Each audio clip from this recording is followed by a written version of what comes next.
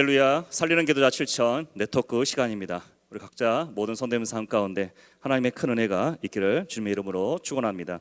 오늘 같이 보실 말씀은 출애굽기 2장 2절에서 4절까지 말씀입니다. 제가 봉독하겠습니다. 그 여자가 임신하여 아들을 낳으니 그가 잘생긴 것을 보고 석 달 동안 그를 숨겼으나 더 숨길 수 없게 되매 그를 위하여 갈대 상자를 가져다가 역청과 나무 진을 친하고 아기를 거기 담아 나일 강가 갈대 사이에 두고 그의 노이가 어떻게 되는지를 알려고 멀리 섰더니. 아멘.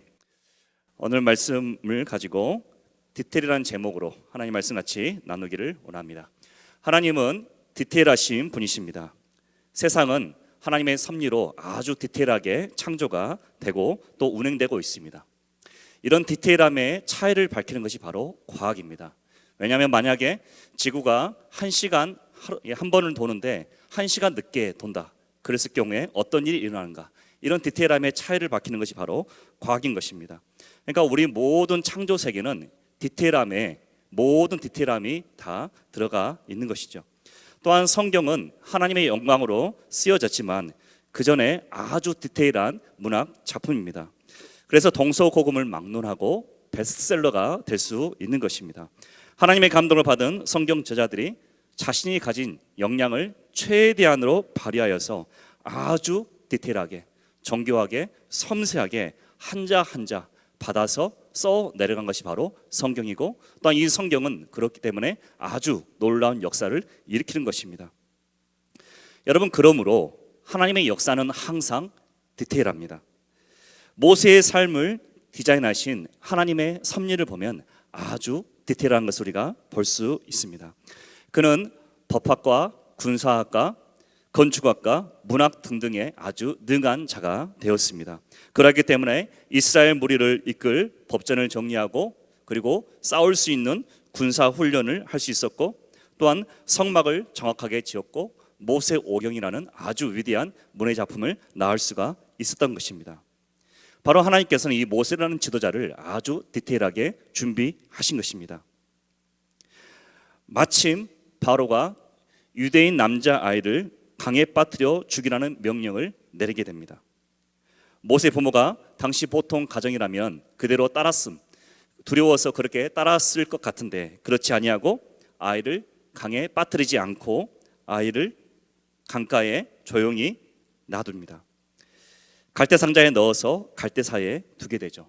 마침 강의 조류가 정확하게 그 갈대상자를 바로의 딸이었던 당시 하셉스투라는 이 여인에게로 이끌어갑니다. 바로의 딸은 마침 그 강가에 나와서 목욕을 하게 되어지고 또 그 갈대상자를 마침 보게 되어집니다. 그녀는 유대인 아이라는 것을 알매도 불구하고 죽이지 않고 거두어서 기르게 됩니다.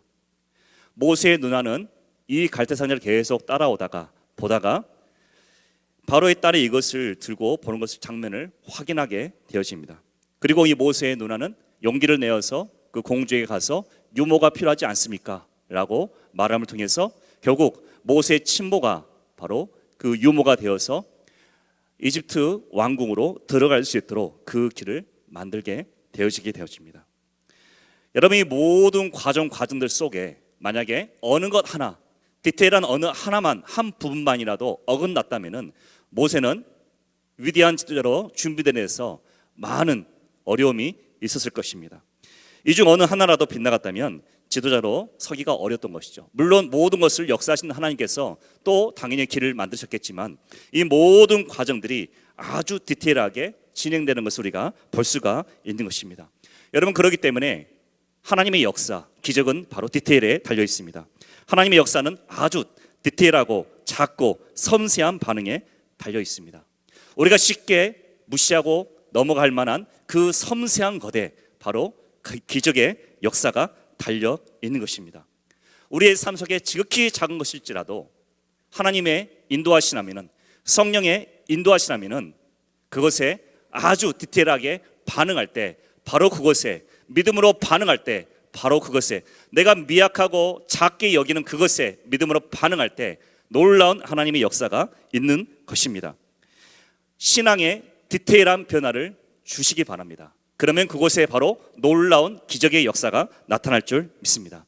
성령의 인도하심에 디테일하게 반응하시기 바랍니다. 그러면 놀라운 하나님의 역사가 있게 될 줄 믿습니다. 사랑하는 성도님의 삶 가운데 이런 디테일함의 역사, 성령의 인도하심에 민감하게 반응함을 통하여서 디테일함의 역사, 기적의 역사를 많이 경험하시기를 주님의 이름으로 축원합니다. 아멘. 오늘은 살리는 기도자 7천 기도 제목 예배의 부흥을 위해서 같이 놓고 기도하겠습니다. 제가 기도 제목을 읽겠습니다.